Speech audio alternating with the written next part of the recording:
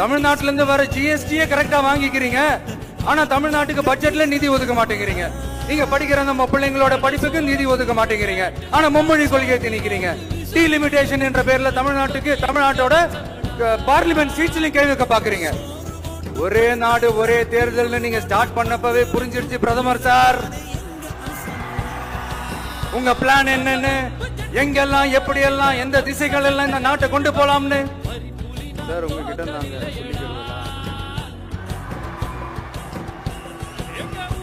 தமிழ்நாட்டை கொஞ்சம் கேர்ஃபுல்லா ஹேண்டில் பண்ணுங்க சார்.